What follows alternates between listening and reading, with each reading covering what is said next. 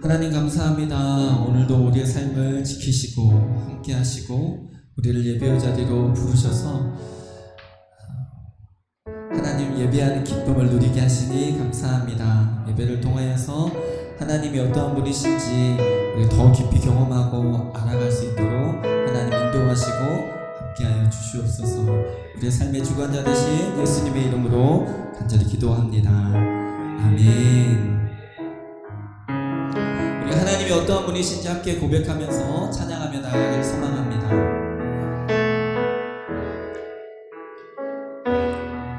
오 주님, 당신은 내 삶 구석구석까지 감찰하시며 나를 응원하시는 분, 내 길을 밝혀서 영원한 생명의 길로 인도하시며 나를 격려하시는, 한 번 더. 오 주님, 당신은 내 삶 구석구석까지 감찰하시며 나를 응원하시는 분, 길을 밝혀서 영원한 생명의 길로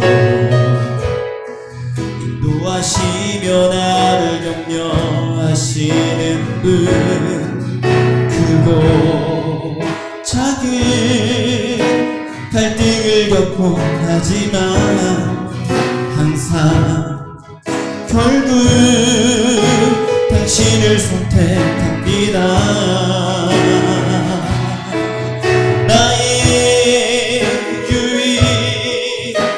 고백의 대상은 오직 아름다운 당신뿐입니다. 나의 유일한 고백의 대상은 오직 아름다운 당신뿐입니다. 나의 예배를 받으소서, 홀로 영광을 받으소서. 주여, 나의 주여. 아멘. 오 주님, 당신은 내 삶 구석구석까지 감찰하시며 나를 응원하시는 분, 길을 밝혀서 영원한 생명의 길로 인도하시며 나를 격려하시는 분, 크고 작은 갈등을 겪곤 하지만 항상 결국 당신을 선택합니다.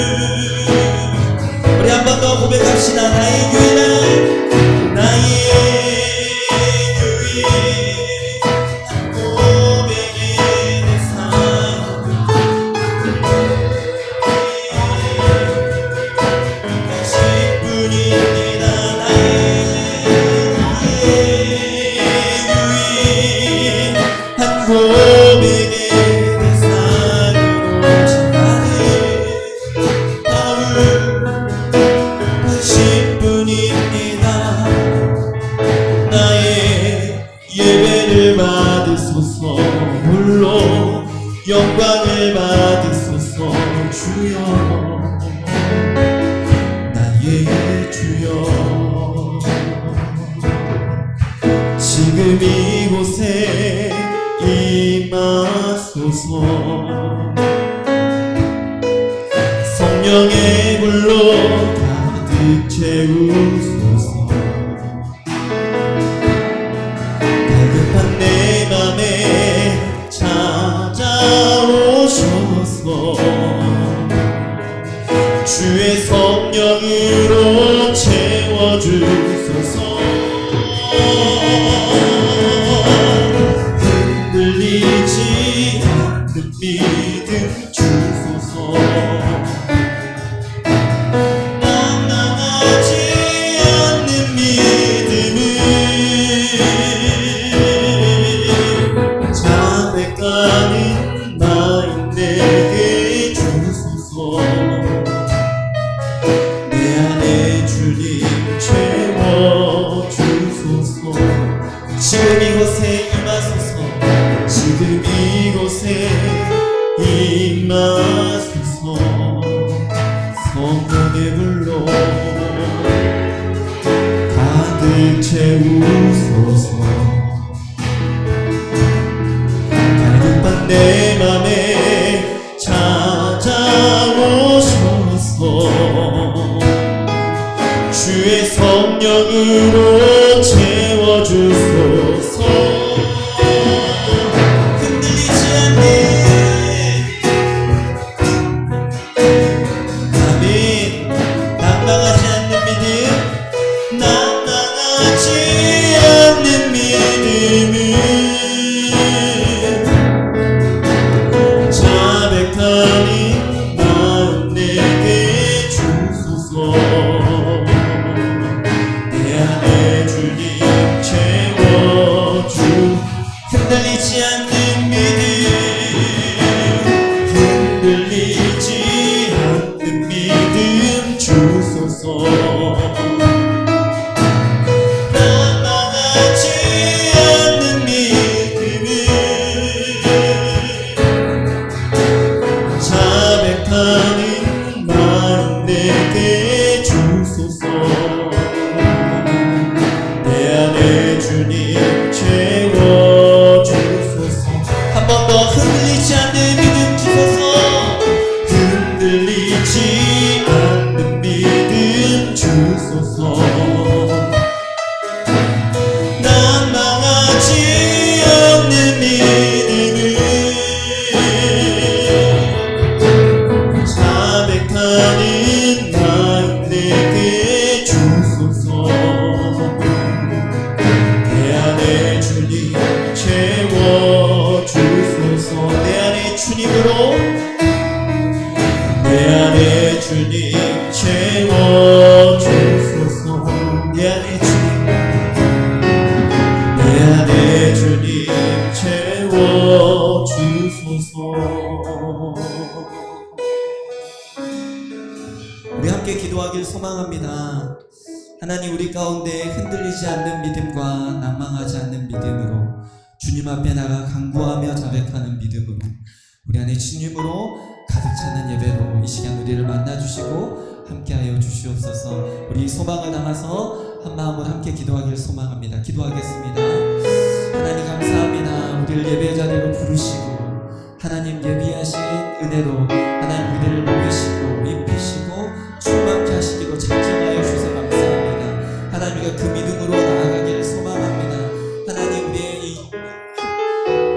이 하루의 삶들을 돌아볼 때 하나님 흔들릴 때가 참으로 많았고 낭망될 때가 있었지만 그럼에도 불구하고 하나님의 이끄심이 하나님의 인도하심이 하나님의 붙잡아 주심이 오늘 이 시간 또 우리를 예배의 자리로 인도하셨음을 고백합니다. 하나님 우리가 크고 작은 갈등 속에 있지만 늘 주님을 선택합니다. 주님을 예배하기로 결정합니다.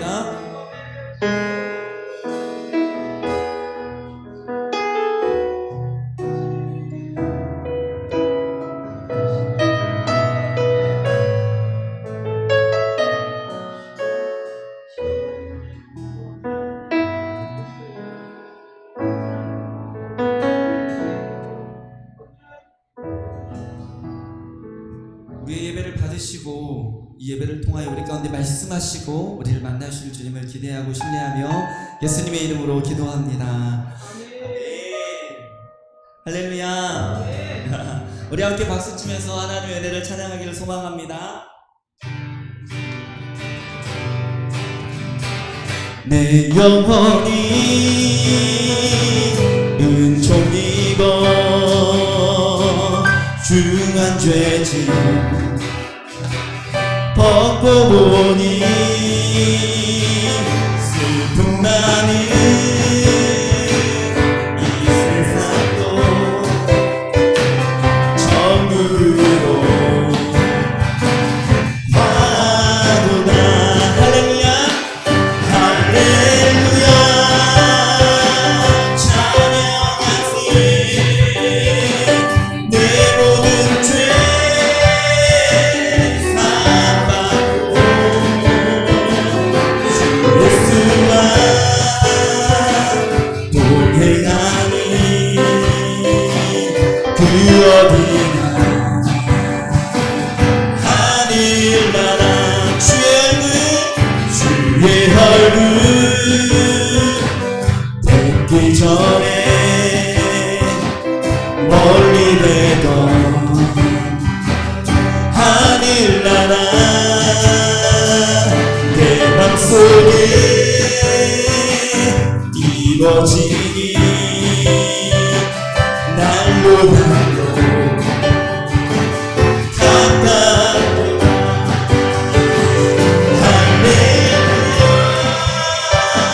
찬양하세. 내 모든 죄 사함받고 주 예수와 동행하니 그 어디나 하늘나라 높은 산이 거친들이 조막이나 궁궐이나 내 주 예수 곳이 그 어디나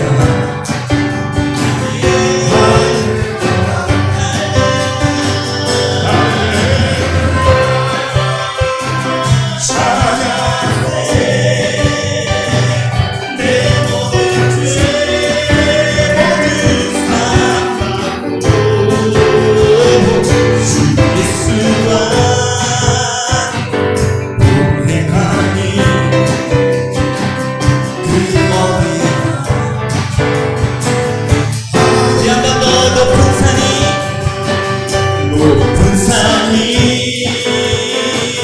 거친들이 조막이나 궁궐이나 내 주 예수 곳이 그 어디나 하늘나라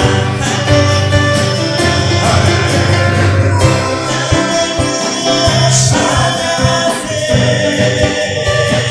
내 모든 죄 사함받고 주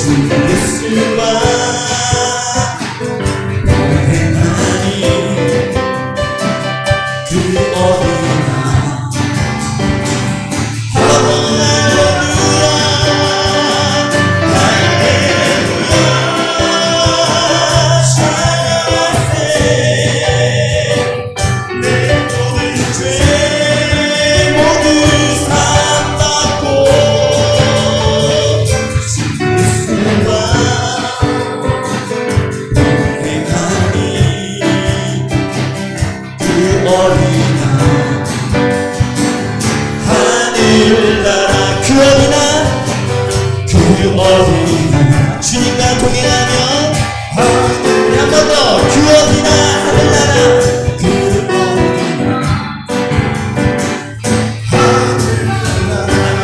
슬픈 마음 있는 사람 슬픈 마음 있는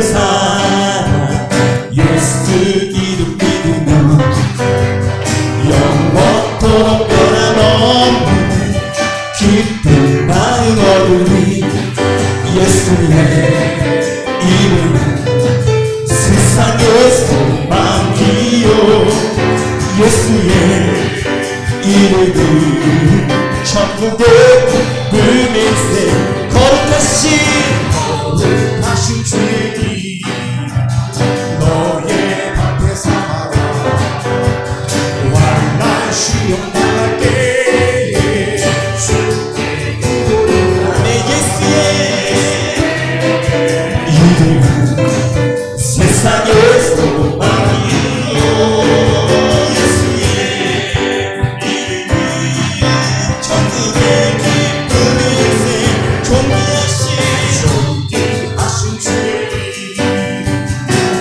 이름은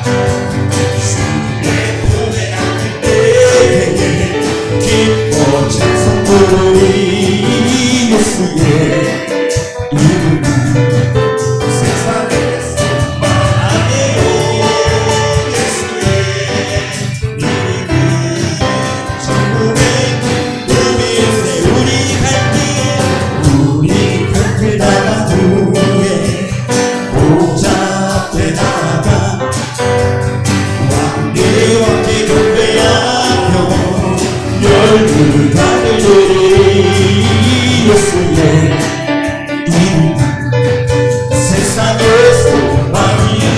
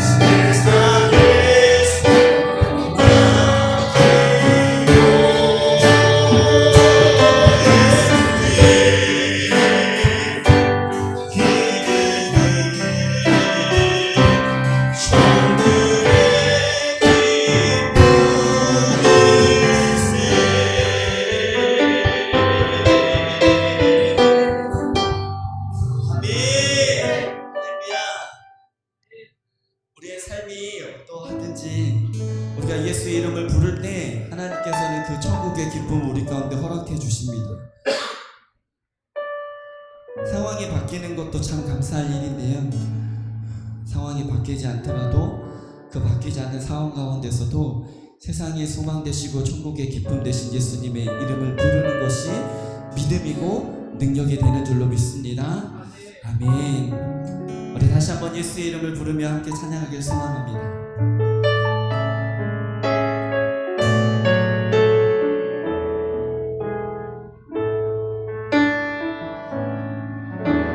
슬픈 마음이 있는 자 몸과 영혼 병든 자 누구든지 부르시오 예수 이름 부르시오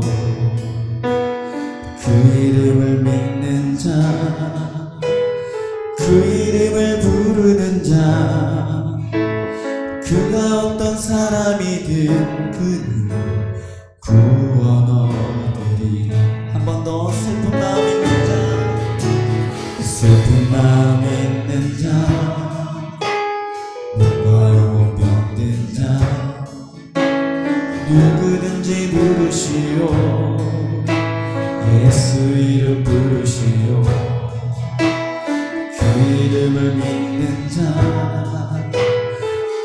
이름을 부르는 자 그가 어떤 사람이든 구원 얻으리. 예수 예수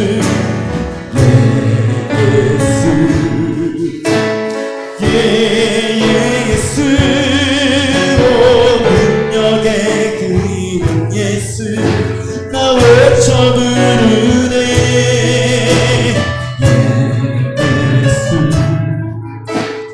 예수 구원의 그 이름 예수 외쳐 부르네. 예수 그리스도. 우리 2절 가사로 고백합시다. 응답은 내게 없으나 가진 건 너에게 주니 능력의 이름 예수라 그 이름을 붙드시오. 그 이름을 믿는 자 그 이름을 외치는 자 그가 어떤 사람이든 그는 주의 영광 보리라. 예수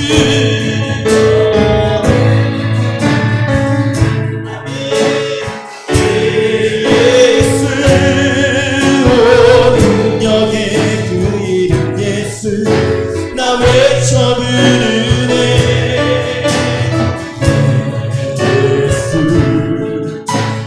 예수 구원의 그 이름 예수 나 외쳐 부르네. 예수 그리스도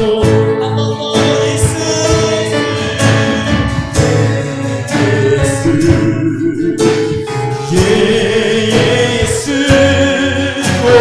능력의 그 이름 예수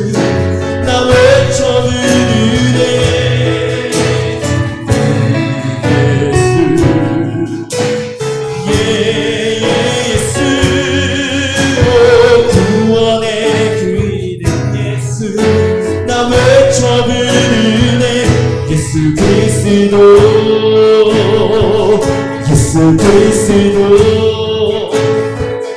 예수 그리스도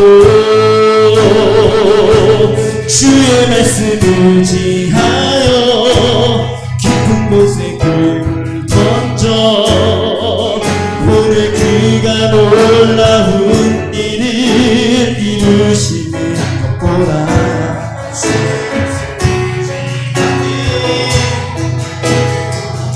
을 던져 믿는 자에게 능치 못하는 일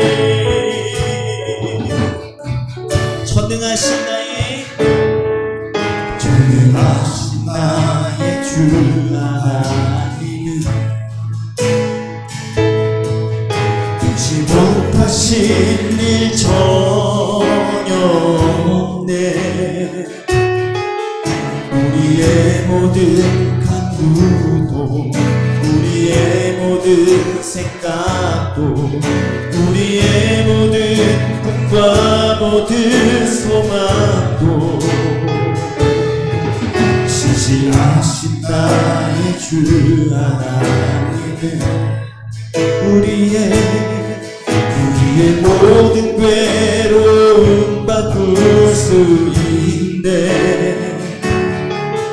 불가능한 일 행하시고 죽은 자를 일으키시니 그를 이길 자 아무도 없네.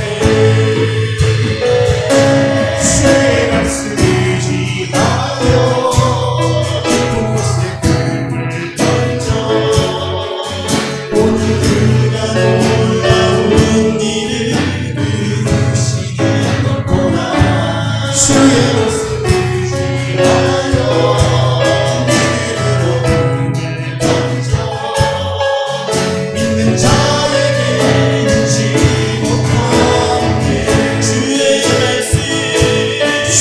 말씀을 지하여 깊은 곳에 꿈을 던져 오늘 그가 놀라운 일을 이루시니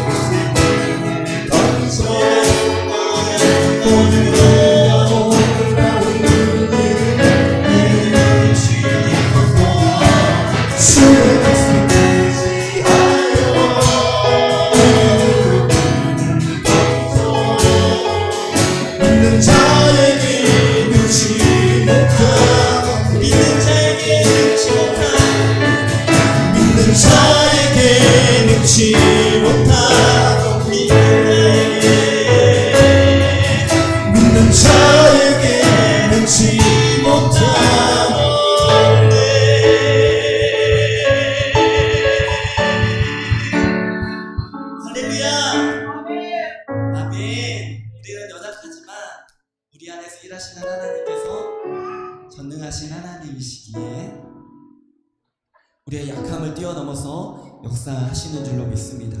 하나님, 특별히 예배 가운데 하나님 우리를 만나주시고 말씀하여 주시고 우리의 삶이 주님과 더욱 가까워지는 은혜의 역사가 있게 하여 주십시오. 우리 사모하는 마음으로 함께 기도하며 나아가도록 하겠습니다. 기도하겠습니다.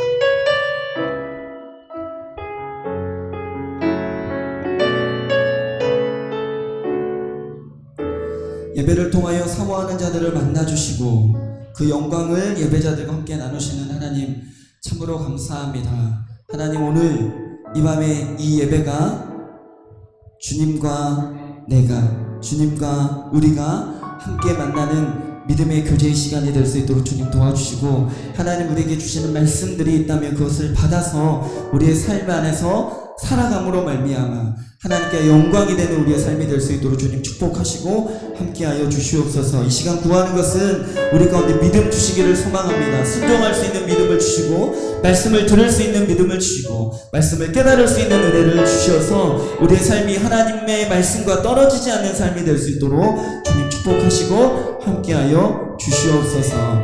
이 시간에 우리 가운데 함께하여 주실 것들을 기대하고 신뢰하며 감사드리며 우리 구주 예수님의 이름으로 간절히 기도합니다. 아멘. 우리 예배 받으신 하나님께 감사와 영광의 박수 먼저 올려드립시다. 할렐루야. 주님 찬양합니다. 감사합니다. 이 예배를 통하여 주님 영광 받으시고 우리 가운데 말씀하여 주시옵소서. 아멘. 지금 수요일은 우리가 사도행전 강해를 함께 나누고 있습니다.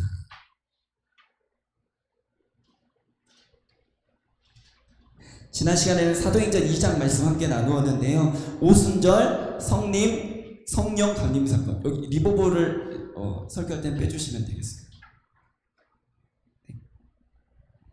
성령의 충만한 임재는 불길 같은 형상, 그리고 급하고 강한 바람 같은 소리로 기도하는 120명의 사람들 가운데 임하셨습니다. 성령의 충만한 임재를 경험한 이게 안 됐네요. 성령이 충만한 임재 가운데 사람들은 성령의 말하게 하심을 따라 말하게 되었습니다. 성령의 역사는 말의 외형이 바뀌는 것이 아니라 말의 내용이 바뀌는 것이라고 했죠. 말의 내용은 안 바뀌었는데 말의 외형만 바뀌었다라고 한번 생각해 보세요. 그래서 어느 날 기도를 열심히 했는데 하나님께서 방언의 은사를 다 주셨습니다. 그런데 도대체 그 방언으로 어떤 기도를 하는가 통역을 해봤더니 이렇게 기도한다고 생각해 보세요. 하나님, 돈 주세요. 하나님, 저 잘 먹고 잘 살게 해주세요. 저 성공하고 싶어요. 저 부자 되고 싶어요. 저 유명해지고 싶어요. 저 아무 병에도 걸리지 않게 해주세요. 저 자녀들 다 좋은 대학 가게 해주시고 대기업에 취업되게 해주세요. 좋은 배우자 만나게 해주세요.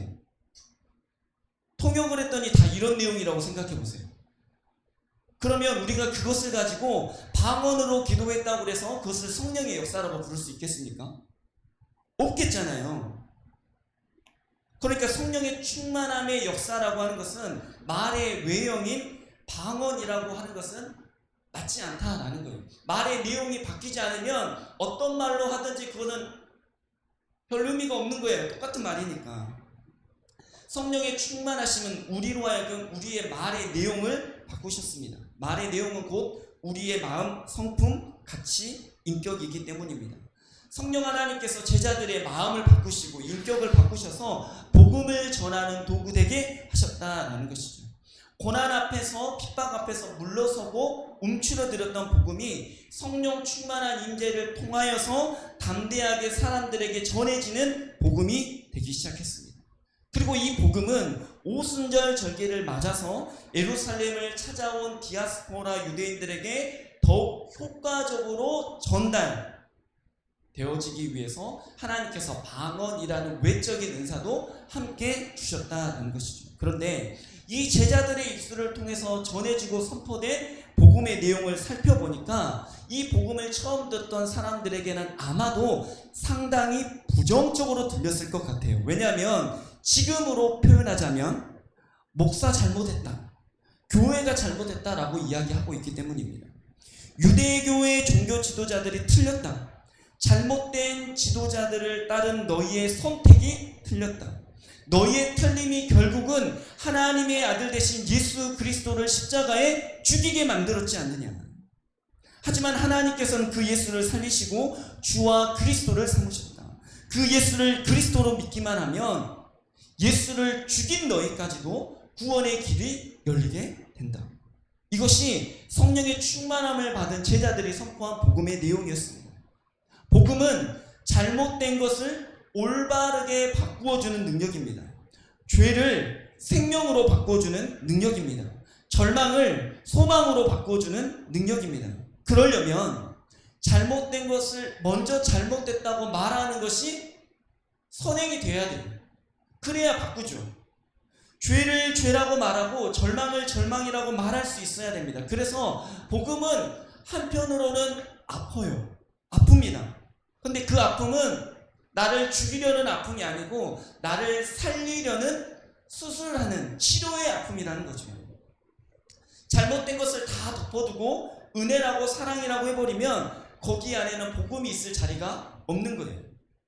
성령의 강력한 임재 가운데 제자들은 이제 마가의 다락방에서 뛰쳐나와서 밖에서 복음을 전하기 시작했습니다. 각 나라의 방언으로 복음이 전해지면서 오순절 절기를 지키러 왔던 수많은 사람들이 이 복음을 듣고 회개하였고 그날의 세례를 받은 사람이 3,000명이나 되었다라고 성경은 기록해주고 있습니다. 여기까지가 우리가 지난 시간에 나누었던 사도행전 2장의 핵심 내용입니다. 이렇게 성령의 충만한 임재의 역사가 시작된 사도행전 3장은 어떻게 될 것인가, 우리 이런 기대감과 소망함을 가지고 사도행전 3장을 한번 읽어보면 좋겠습니다. 3장을 다 읽기에는 시간이 조금 부족하니까 3장 1절부터 10절까지만 읽어보도록 하겠습니다. 한번 성경 찾아보겠습니다. 사도행전 3장 1절부터 10절의 말씀, 그렇게 길지는 않으니까요, 우리 한 목소리로 천천히 같이 합독하도록 하겠습니다. 다시 시작. 제9시 기도 시간에 베드로와 요한이 성전에 올라갔으니 나면서 못 걷게 된 이를 사람들이 메고 오니 이는 성전에 들어가는 사람들에게 구걸하기 위하여 날마다 미문이라는 성전문에 두는 자라. 그가 베드로와 요한이 성전에 들어가려 함을 보고 구걸하거늘 베드로가 요한과 더불어 주목하여 이르되 우리를 보라 하니 그가 그들에게서 무엇을 얻을까 하여 바라보거늘 베드로가 이르되 은과 금은 내게 없거니와 내게 있는 이것을 내게 주노니 나사렛 예수 그리스도의 이름으로 일어나 걸어라 하고 오른손을 잡아 일으키니 발과 발목이 곧 힘을 얻고 뛰어 서서 걸으며 그들과 함께 성전으로 들어가면서 걷기도 하고 뛰기도 하며 하나님을 찬송하니 모든 백성이 그 걷는 것과 하나님을 찬송함을 보고 그가 본래 성전 미문에 앉아 구걸하던 사람인 줄 알고 그에게 일어난 일로 인하여 심히 놀랍게 여기며 놀라니라. 아멘. 우리 기쁨이가 아멘을 크게 외쳐주고 있네요. 사도행전 3장은 성령의 충만함으로 예수 그리스도의 증인으로 변화된 이 베드로와 요한이 기도하러 성전에 올라갔다라는 이야기로 시작되고 있습니다. 유대인들은 보통 하루에 3번 기도했다라고 합니다. 오전 9시, 정오 12시, 오후 3시. 시간을 지켜서 성전을 향해서 기도하거나 성전에 갈 수 있는 사람들은 성전에 가서 기도했습니다. 베드로와 요한이 기도하러 성전에 올라간 제9시는 지금의 시간으로 하면 오후 3시 정도가 되는데요. 베드로와 요한이 왜 기도하러 성전에 올라갔을까요? 유대인들의 이 관습을 따라서 올라간 것일까? 저는 그렇게 생각하지 않습니다. 단순히 관습을 따라 성전에 올라갔다고 하기에는 제가 처음 사도행전을 설교할 때 말씀드렸다시피 이 제자들에게 예루살렘은 너무나 위험한 곳이기 때문입니다. 더군다나 성전이라고 하면 예수님을 죽음으로 몰아넣었던 종교 지도자들의 텃밭인 거잖아요. 안 그래도 지금 예수님의 시체가 사라졌습니다. 예수님이 부활하셨다라는 소문이 들려오고 종교 지도자들은 골머리를 앓고 있는 상황이었습니다. 그런 상황에서 제자들이 성전에 등장한다. 어떻게 될까요? 안전을 보장받기가 쉽지 않았을 것입니다. 이러한 사실을 잘 알았기 때문에 제자들은 예루살렘에 들어왔을 때 어디에서 기도했습니까? 예루살렘 성전에서 기도하지 않고 어디에서요? 마가의 다락방에서 비밀리에 숨어서 기도한 것이죠. 위험했으니까 안전을 위해서 그렇게 기도한 것입니다. 그런데 갑자기 왜 베드로와 요한이 성전으로 올라가서 기도하려 했을까 하는 것입니다. 지난주 살펴본 사도행전 2장 말씀에 의하면 성령 강림 사건 그리고 복음의 전파 그 결과 남자만 3,000명이 넘는 사람들이 회개하고 세례받은 일, 그 일로 예루살렘이 지금 난리가 났잖아요. 이제 더 이상 제자들은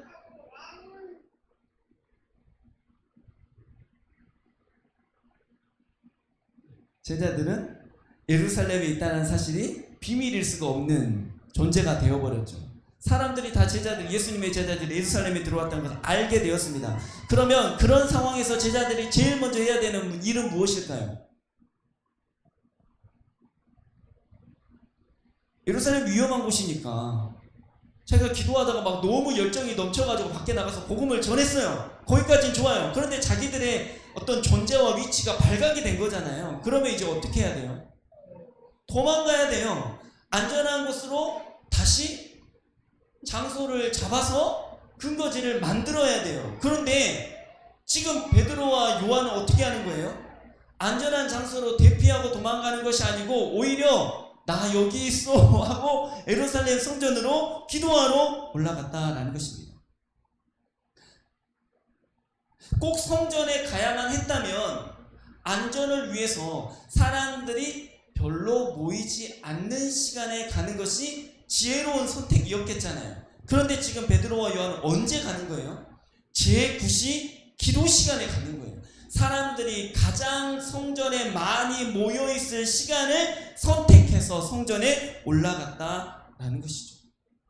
혹시 베드로와 요한이 우리가 복음을 전하니까 3,000명이나 회개했잖아. 이 사람들이 있으면 우리 든든하게 종교 지도자들과 한번 맞서볼 수 있을 거야 라고 생각을 했을까요? 그렇게 생각하지 않았을 거예요. 왜냐하면 예수님도요, 이 3,000명이 뭐예요? 어마어마한 숫자의 추종자가 있음에도 불구하고 십자가에서 죽으셨잖아요. 겨우 3,000명 가지고 우리 안전해라고 생각하고 성전에 올라갈 리가 없었을 것입니다. 이것은요, 성령의 이끄심으로밖에 설명할 수밖에 없는데요. 베드로와 요한이 성령의 인도하심을 따라 위험을 무릅쓰고 순종함으로 성전에 올라갔다 이렇게 이해할 수 있습니다. 정말 그렇게 이해하는 것이 맞는가? 그것은 성전에 올라가서 어떤 사건들이 벌어지는가를 보면 알게 되는 것이죠. 근데 그 전에 우리가 한 가지 먼저 살펴볼 것이 있습니다. 성령님께서 제자들을 성전으로 인도하셨다면 왜 굳이 기도하러 성전으로 이끄셨을까 하는 부분입니다. 마가의 다락방에서 기도하게 하신 것처럼 안전한 장소를 찾아서 기도하게 하실 수는 없었을까? 꼭 성전에서 기도해야지 하나님이 들으시는가? 이런 문제가 우리 앞에 있다는 것이죠. 우리는 믿고 알고 있기로 하나님께서 어느 곳에서 기도하셔도 다 들으시는 분이시잖아요. 맞죠? 일반적인 그 진리를 떠올리기만 하더라도 성령님께서 베드로와 요한을 성전으로 이끄신 것이 꼭 기도 때문은 아니겠구나라는 생각이 듭니다. 그래도 우리 안에는 이런 의심이 생길 수 있어요. 물론 일반적으로는 그렇지만 이번에는 특별히 어떤 기도가 있어서 꼭 성전에서 그 기도를 시키기 위해서 인도하신 것은 아닐까요? 이렇게 질문해 볼 수 있겠잖아요. 저에게 이렇게 물어보신다면 저는 사도행전 3장 속에 그 답이 있다라고 대답해 드릴 것입니다. 사도행전 3장을 쭉 읽어보면요, 놀랍게도 베드로와 요한이 어떤 기도를 했는지 전혀 다루고 있지 않습니다. 그러니까 성경의 포커스는 지금 기도에 있지 않다라는 것이죠. 만약 성령님께서 우리에게 반드시 알려주셔야만 하는 어떠한 위험이 따르더라도 반드시 성전에 가서 해야만 하는 기도가 있다. 너희는 그것을 본받아서 일상이 아무리 바쁘고 힘들고 지쳐도 반드시 성전에 나와서 이 기도를 해야 된다라고 가르쳐 주시려고 했다면 그 기도의 내용이 성경 안에 반드시 기록되어 있어야만 맞는 거잖아요. 그런데 사도행전 3장 안에는 기도의 내용이 전혀 다루어지지 않고 있다라는 것이죠. 기도 때문이 아니라면 성령님께서 무슨 이유로 베드로와 요한을 그 위험한 예루살렘 성전으로 인도하여 주실까요? 그것은 성경이 지금 다루고 있는 핵심적인 사건이 무엇인가를 보면 되는데, 바로 사도행전 3장에는 베드로와 요한이 누군가를 만나는 사건이 기록되어 있습니다. 베드로와 요한이 성전에 올라가서 만나게 된 사람이 누구입니까? 성경에 보니까 그 사람은 태어날 때부터 걸어보지 못한 사람이라고 되어 있습니다. 사람들은 그 사람을 안진뱅이라고 불렀습니다. 살다가 어떠한 사고가 생겨서 병이 걸려서 후천적으로 걷지 못하게 된 사람이 아닙니다. 태어날 때부터 단 한 번도 걷지 못한 사람, 걸음마도 해보지 못한 사람입니다. 몸이 불편한 그가 할 수 있었던 것은 그저 사람들이 많이 다니는 성전에 올라와서 구걸하는 것밖에 없었습니다. 그것도 스스로의 힘으로 올라갈 수 없기 때문에 사람들의 도움을 받아서 성전까지 올라오고 또 일과가 끝나면 사람들의 손에 의지하여서 다시 내려오는 일을 반복하고 있었습니다. 이 이름을 알 수 없는 이 안진뱅이는요, 베드로와 요한이 성전에 들어가려는 찰나에 먼저 도착하게 되죠. 그리고 베드로와 요한에게 늘 하던 것처럼, 다른 사람에게 하는 것처럼 도와달라고 구걸을 했습니다. 하지만 베드로와 요한에게는 그 안진뱅이에게 줄 돈이 없었습니다. 3년이 넘는 시간 동안 배도 버려두고 그물도 버려두고 아무런 수입 없이 예수님을 따랐으니까 당연히 줄 돈이 없었겠죠. 그런데 돈이 없었기 때문에 돈보다 더 귀한 것을 줄 수 있게 되었습니다. 6절 말씀을 보니까요, 베드로가 이 구걸하는 안진뱅이에게 말합니다. 은과 금은 내게 없거니와 내게 있는 것으로 내게 주노니 나사렛 예수 그리스도의 이름으로 일어나 걸으라. 아멘. 베드로가 이 안진뱅이를 보니까 개인적으로 너무 불쌍한 거예요. 그래서 혹시 내가 이렇게 기도하면 일어날 수 있지 않을까? 이런 마음으로 했을까요? 어떤 마음으로 했을까요? 우리는 사도행전 2장에서 이미 살펴본 것처럼 지금 제자들이 무슨 말을 하게 되는 거예요? 성령의 말하게 하심을 따라 바라는 거예요. 성령의 감동을 가지고 자기 어떤 개인적인 궁휼함과 불쌍함을 가지고 돕고 싶은 마음에 그런 것이 아니고 성령님께서 이 사람을 통해 하실 역사를 베드로의 입을 통해서 선포하게 하셨다라는 것입니다. 그리고 베드로는 담대히 그 음성에 순종하여서 선포하고 안진뱅이의 손을 잡고 일으켜 세워주셨다라는 것이죠. 그랬더니 성경에 나와 있는 대로 발과 발목이 곧 힘을 얻고 뛰어서서 걷게 되었다라고 말씀하고 있습니다. 안진뱅이의 입에서는 하나님을 찬송하는 찬송이 터져 나왔죠. 예, 저렇게요. 여러분 혹시 발을 다쳐보신 적 있으신가요? 깁스 해본 적 있으신가요? 저는 없는데요. 발을 다치신 분들을 보니까요. 몇 달 동안 깁스를 하면 깁스를 한 발은요. 근육을 사용하지 않아서 빼짝 마릅니다. 근육이 말라요. 그리고 깁스를 풀고도 바로 똑바로 걷지 못합니다. 제대로 걸으려면 얼마간의 시간이 필요합니다. 그런데 지금 성전에서 고침을 받은 이 안진뱅이는 어떻습니까? 단 한 번도 걸어본 적이 없어요. 태어나서부터 안진뱅이였으니까. 걸음마도 해본 적이 없으니까요. 다리의 근육은 마르고 뼈는 굳어버린 사람이죠. 사도행전 4장 22절에 보니까 그 사람의 나이가 40여 세라고 소개해주고 있습니다. 예수의 이름으로 걸어라. 조금씩 좋아져서 걷게 되고 이제는 뛰게 되었다라고 말하는 것이 아니고 순식간에 40년이라는 시간을 뛰어넘어서 굳어진 근육이 비틀어진 뼈들이 생기를 얻고 힘을 얻어서 온몸을 지탱하게 되고 균형을 잡게 되고 내가 원하는 대로 내가 지시하는 대로 움직이는 발이 되었다라는 거예요. 이 사건에서 가장 놀라운 것이 무엇입니까? 제일 중요한 부분이 무엇입니까? 바로 이 안진뱅이가 날마다 매일같이 성전에 나오는 사람이라는 거예요. 이 사람의 나이가 얼마라고요? 40여 세요. 몇 살 때부터 성전에 나왔을까요? 뭐 10살 때부터 나왔다 치면 지금 좋게 30년은 넘게 성전에 출퇴근하고 있는 사람이에요. 그래서 이 사람은 성전에 오는 사람들은 다 아는 사람. 어쩌다 한번 등장하는 사람이 아니고 40년을 성전 앞에서 살았던 사람이에요. 성전을 출입했던 사람이라면 이 안진뱅이를 모를래야 모를 수 없는 사람이죠. 30년 전에도 그 자리에 있었고요. 20년 전에도 그 자리에 있었고요. 10년 전에도 있었고요. 일주일 전에도 있었고요. 바로 어제도 있었고 오늘도 있었고 아마 내일도 있었을 그 사람 말입니다. 태어나서 단 한 번도 걸어본 적이 없는, 그리고 앞으로 걷게 될 것이라는 가능성조차 단 1%도 없었던 이 사람. 이 사람이 지금 일어나 걷게 되었던 거예요. 그래서 이것을 본 사람들은 누구도 에이 그 거짓말이야, 그거 짜고 치는 고스톱이야, 그거 눈속임이야 라고 말할 수가 없는 거예요. 왜요? 30년 이상을 봐왔거든요.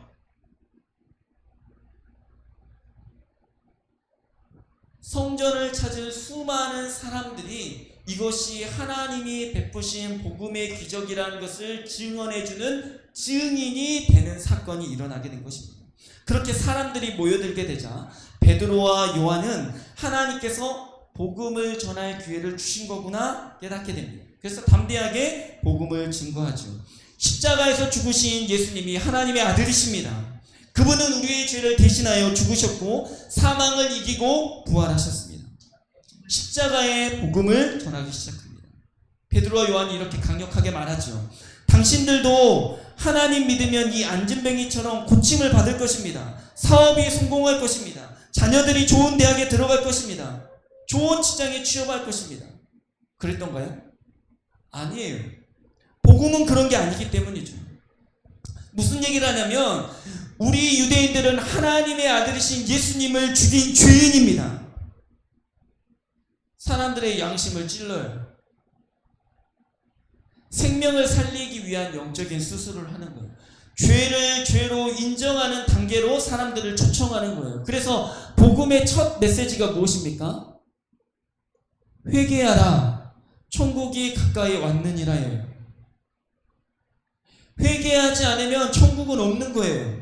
자기가 죄인이라고 인정하지 않으면 나를 구원해 주실 그리스도를 내 마음에 초청하고 영접할 수가 없는 거예요. 그래서 복음은 반드시 죄를 말할 수밖에 없는 것이죠.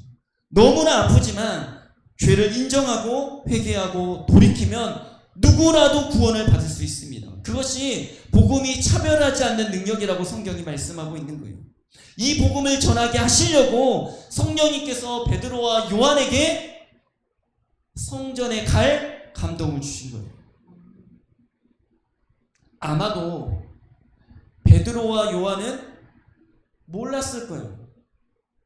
예루살렘 성전에 올라가는 거 위험한 일인데 왜 성전에서 기도하고 싶은 마음이 이렇게 강력하게 들지? 내가 거부할 수 없는 마음이 들지?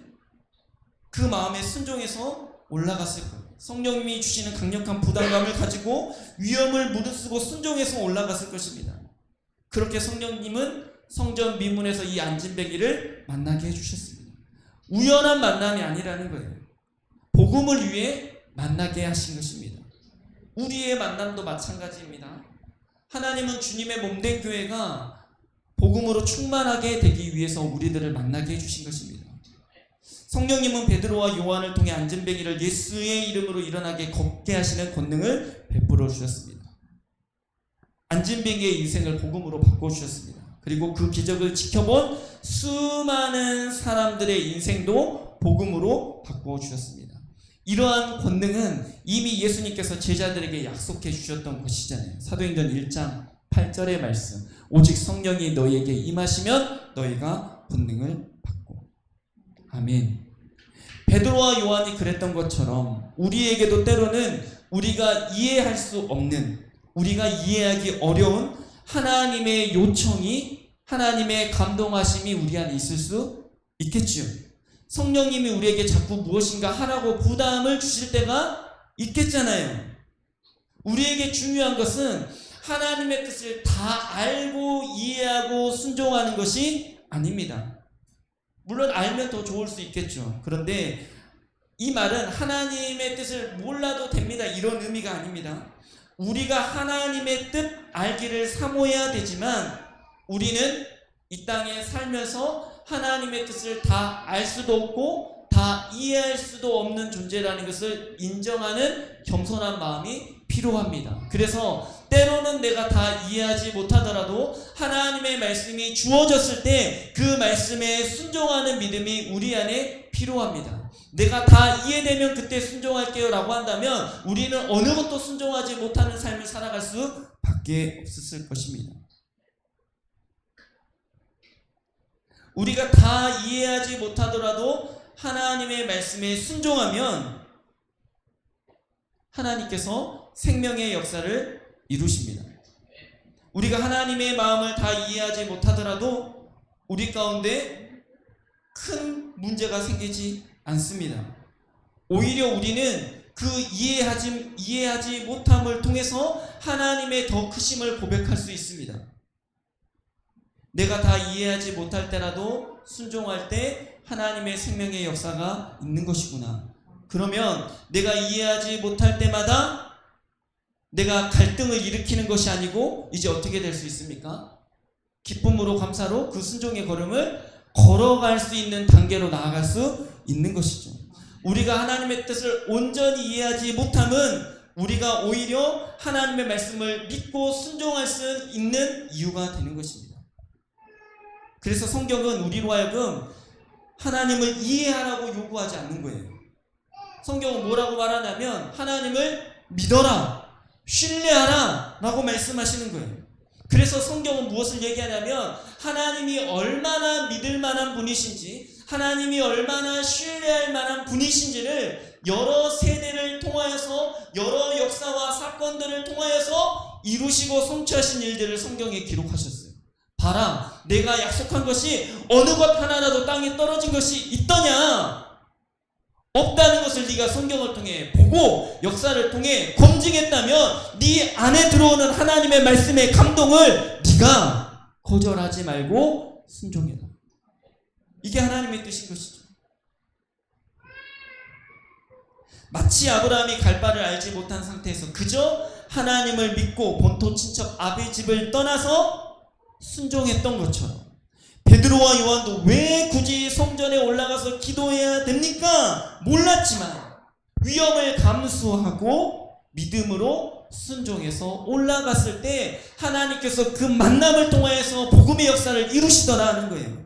이러한 믿음과 순종은 우리로 하여금 하나님을 드러내고 나타내는 삶으로 우리를 인도하신다는 것이죠. 21세기를 살아가는 우리에게도 마찬가지겠잖아요. 우리가 하나님 앞에서 하나님 권능을 주십시오. 제가 예루살렘에 올라가려면 이런 권능과 이런 안전장치가 있어야겠습니다. 안 그러면 저 못 가요. 그러면요, 우리는 평생 못 가는 거예요.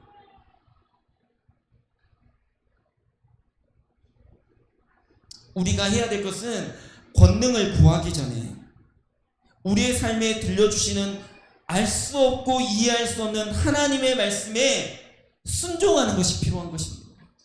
권능은요, 필요하니까 그냥 하나님이 주신 거예요.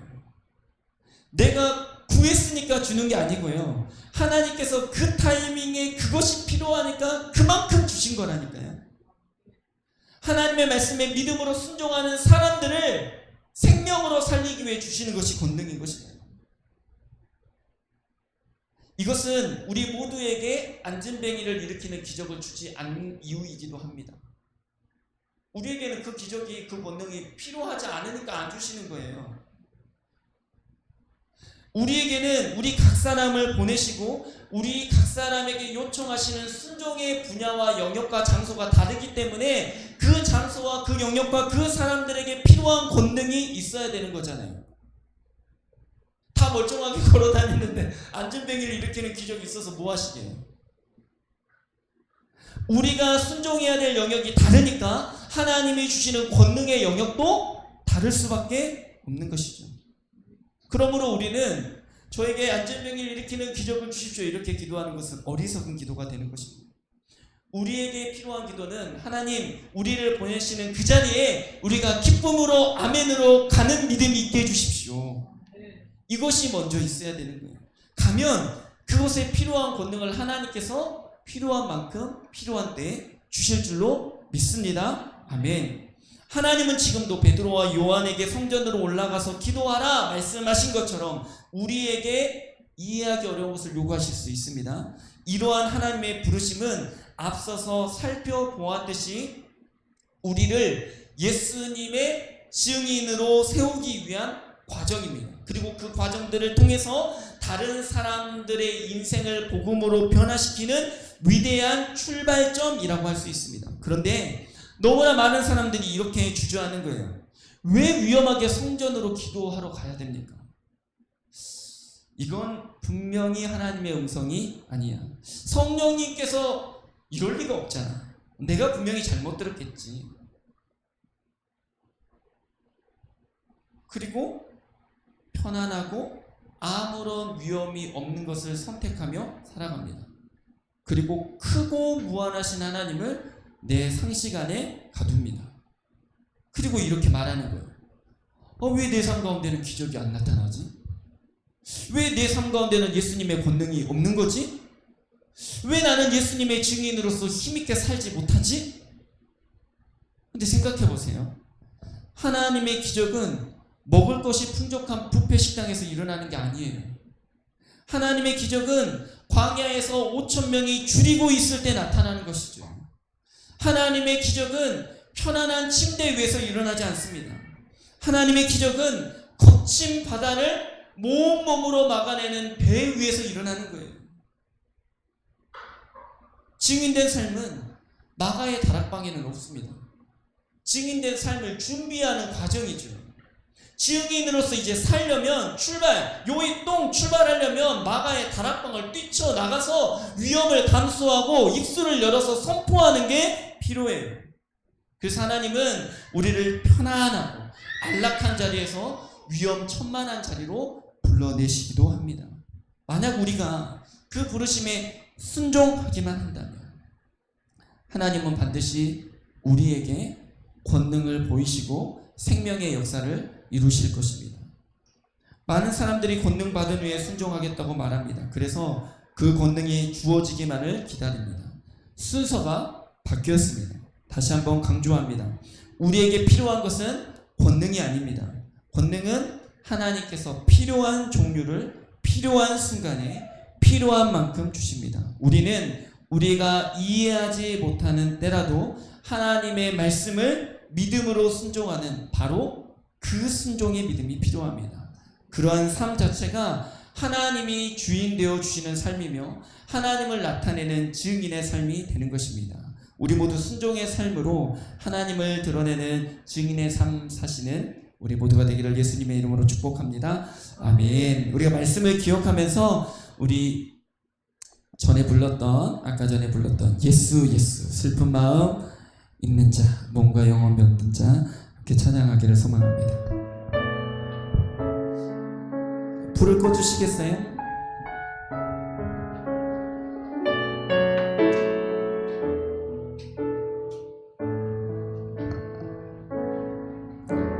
슬픈 마음이 있는 자, 몸과 영혼 병든 자, 누구든지 부르시오. 예수 이름 부르시오. 그 이름을 믿는 자, 그 이름을 부르는 자, 그가 어떤 사람이든 그는 구원 얻으리. 예수 예수 예수 예수 오 능력의 그 이름 예수 나 외쳐 부르네. 예수 예수 오 구원의 그 이름 예수 나 외쳐 부르네. 예수 그리스도.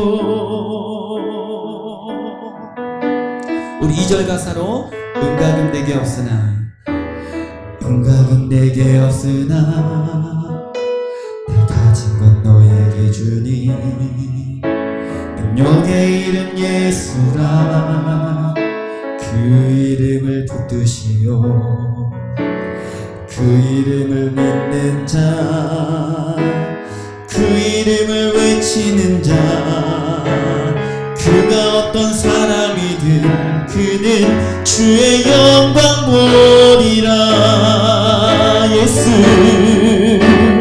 예수 예수 오 능력의 그 이름 예수 나 외쳐 부르네. 예수 예수 오 구원의 그 이름 예수 나 외쳐 부르네. 예수 그리스도. 한 번 더 예수 예수 예수 예수 오 능력의 그 이름 예수 나 외쳐 부르네. 예수 예수 오 구원의 그 이름 예수 나 외쳐 부르네. 예수 그리스도. 아멘. 우리 입술을 통해서 예수 이름이 전해지기를 소망합니다. 혹 우리 중에 베드로와 요한을 성전으로 이끄시는 것처럼 우리의 삶에 하나님의 이해하지 못하는 부르심이 있었던 경험이 있으신 분들이 계신가요? 최근에 그런 것들이 있으셨는지, 아니면 오래전 과거의 일이든지, 혹 그때 여러가지 상황과 이유로 믿음의 걸음을 내딛지 못하셨다면 이 시간 하나님께 믿음의 결단을 내어 주시기를 권면합니다. 다 이해하지 못하더라도 주님의 말씀을 따라 순종하겠습니다. 나의 걸음을 인도하여 주시고 순종의 걸음으로 믿음의 예배 드리게 하여 주시옵소서. 우리 안에 있는 모든 두려움을 주님께 내어 맡기고 순종의 걸음 가운데 성령의 권능을 허락하여 주시옵소서. 우리 주님 한번 부르고 통성으로 기도하겠습니다. 주여 하나님 우리 가운데 말씀하여 주셔서 감사합니다. 하나님 우리에게 주셨던 하나님의 부르심과 사명이 있었다면 혹은 그 부르심과 사명 가운데 내가 온전하게 순종하지 못하고 믿음의 걸음을 걷지 못하고 주저하지 못하고 미루고 있었다면 하나님 오늘 이 말씀을 붙잡고 하나님 앞에서 사명을 감당하는 삶으로 믿음의 삶을 살아가기로 결단합니다. 하나님 우리가 주저했던 그 믿음의 삶을 주님 앞에 살아가기로 결정하오니 하나님 우리 가운데 순종할 수 있는 믿음과 순종의 걸음을 걸어갈 때 주님께서 약속하신 권능을 체험하는 역사가 있게 하여 주시옵소서. 우리 안에 그 부르심에 대한 죄책감으로 넘어짐으로 하나님 망설이지 않게 하시고 하나님이 부르시는 그 따뜻한 부르심에 아멘으로 순종할 수 있는 넉넉한 믿음이 우리 안에 있을 수 있도록 주님 도와주시고 역사하여 주시옵소서. 하나님 우리가 말씀을 통해 알게 되었습니다. 다 이해하지 못하더라도 주의 말씀을 순종할 때 하나님께서 역사하시고 생명을 일으켜주시며 복음의 은혜가 있을 것임을 알게 하여 주셨습니다. 나는 부족하고 나는 연약하지만 부족한 나를 넘어서 뛰어서 역사하시는 하나님의 전능하심을 의지하여 우리가 믿음의 걸음을 내드릴 수 있도록 주님 도와주시옵소서. 아브라함이 보통 지청 아비집을 떠나서 하나님의 말씀하신 것을 향해 갔던 것처럼 간발을 알지 못하지만 하나님께서 말씀하신 것을 향해 우리가 믿음의 걸음을 내딜 수 있는 믿음이 우리 안에 있을 수 있도록 주님 도와주시옵소서. 순종의 걸음을 가기로 결정하는 사람들마다 하나님께서 믿음의 물을 드시고 오셔서 하나님 그 걸음이 해동나무처럼 힘있게 하여 주시옵소서. 생명의 말씀으로 힘이 넘치게 하여 주시옵소서. 복음의 출발은 죄로 아는 것에 있습니다. 그래야 내가 죄인임이 고백이 되고 구원자이신 예수님을 찾을 수 있게 됩니다. 그래서 복음이 전해질 때 첫 고백은 회개하라 천국이 가까이 왔느니라 였습니다. 우리는 이미 복음을 믿는 사람들이지만 날마다 여전히 우리에게도 복음이 필요합니다. 하나님의 은혜가 없이는 단 한순간도 살아갈 수 없고 하나님의 은혜로 복음으로 살아가는 사람들이기 때문입니다. 우리가 마치 우리가 선하고 착하고 꽤 괜찮은 사람이기 때문에 지금 이렇게 사는 것처럼 착각하는 마음들을 사단이 주는데 그렇지 않습니다. 하나님께서 붙들어 주셔서 우리가 지금 이 자리에 서 있는 것입니다. 하나님 우리가 날마다 이 죄와 싸우게 하여 주십시오. 하나님 우리가 복음을 거슬려 살지 않게 하여 주시고 하나님의 거룩하심을 사모함으로 말미암아 믿음으로 살아가는 우리가 되게 하여 주시옵소서. 다시 한번 주님 앞에 부르고 복음을 위하여 기도합니다. 주여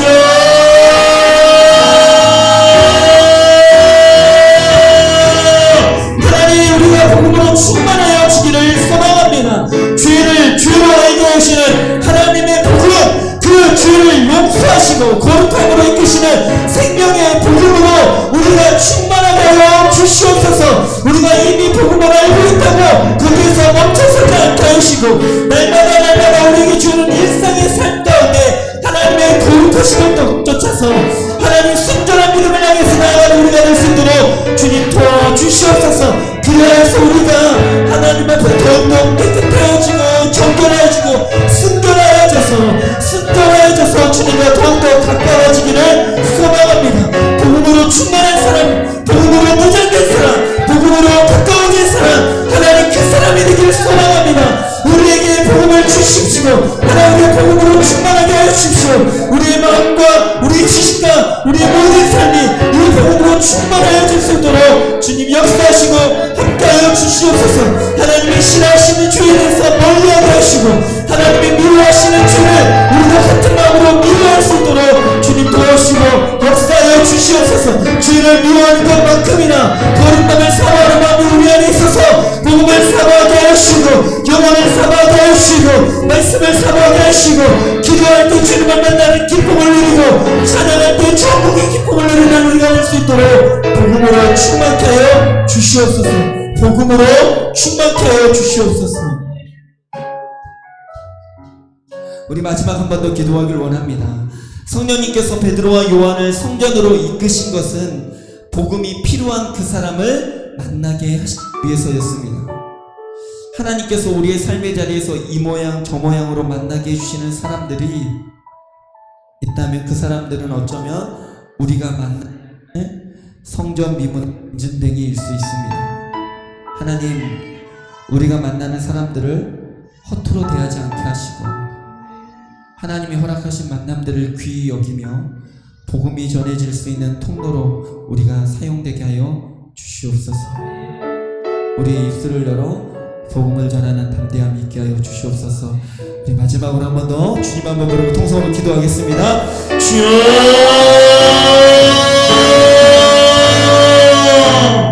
하나님의 사람들을 통하여 역사하시고 이루시고 하나님의 일들을 성취하신 하나님 찬양합니다. 하나님, 우리를 하나님의 일하는 하나님의 백성으로, 하나님의 자녀로, 하나님의 종으로, 하나님의 사자로 삼아주셔서 감사합니다. 베드로와 요한을 위험하게 성전으로 이끄신 것은 복음을 들어야 될 사람이 그 성전 안에 있었기 때문임을 보게 되었습니다.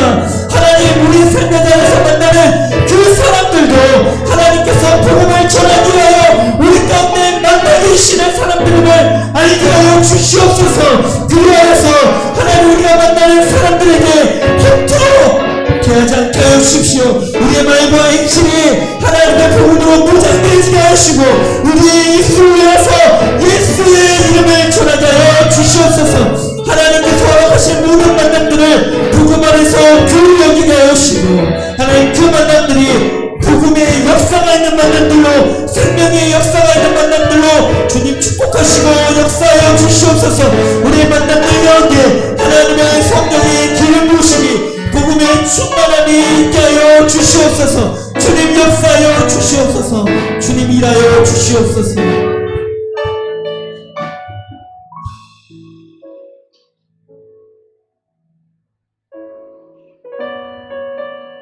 갈보리 십자가 위에서 헤아릴 수 없는 은혜를 준비해 주시고 자격 없는 자들에게도 믿기만 하면 그 은혜를 아끼지 않고 베풀어 주시고 영원한 죽음과 절망 가운데 살아갈 수밖에 없는 자에게 죄를 죄로 알게 하시고 틀린 길에서 올바른 길로 가게 하시고 사망의 길에서 생명의 길로 옮기시는 하나님의 은혜를 찬양합니다. 복음을 복음으로 들을 수 있는 분별력과 믿음을 더하여 주시고 아프다고 싫다고 복음을 거절하는 어리석은 자가 되지 않게 하여 주시옵소서. 하나님을 더욱 알기 원하고 하나님의 뜻을 더 자세히 알기를 사모합니다. 하지만 그 길이와 넓이와 깊이와 높이를 헤아릴 수 없는 하나님의 생각을 우리는 다 알 수 없사오니 주님을 신뢰하며 나아갈 수 있는 믿음을 허락하여 주시옵소서. 마가의 다락방에서도 은혜가 넘쳤지만 그곳에서만 머물러 있게 하지 마시고 베드로와 요한을 성전으로 오르게 하시며 주의 일을 행하신 것처럼 우리로 하여금 우리가 올라가야 할 곳으로 보내주시옵소서. 두려움과 염려와 걱정으로 발걸음을 옮기지 못하는 주의 자녀들이 있다면 이 시간 말씀을 통하여 하나님의 함께하심을 인쳐주시고 믿음의 결단과 순종으로 발걸음을 허락하여 주시옵소서. 주님의 말씀에 순종할 때 주시는 권능을 경험케 하시고 오직 하나님만 자랑하고 하나님만 높여드리는 겸손한 인생으로 살게 하여 주시옵소서. 이 모양 저 모양으로 만나게 해주시는 사람들을 허투루 대하지 않게 하시고 하나님이 허락하신 만남들을 통해 주님의 복음이 전해질 수 있도록 우리의 삶을 사용하여 주시옵소서. 성전 미문의 안전뱅이와 같은 우리에게 주께서 찾아와 주시고 복음을 주셨기에 오늘 우리가 이 자리에 있음을 기억하게 하시고 우리도 누군가에게 그렇게 우리가 받은 복음을 전하는 사명자로 살게 하여 주시옵소서.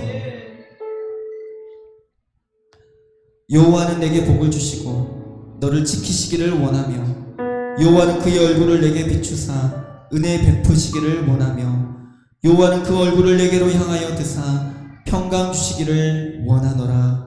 아멘.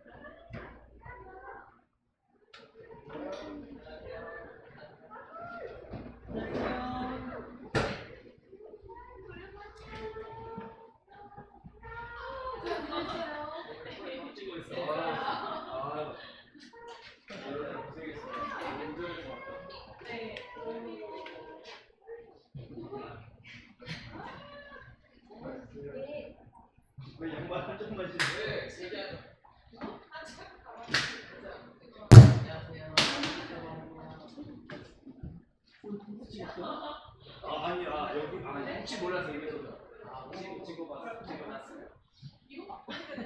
아, 저기 선물인가요?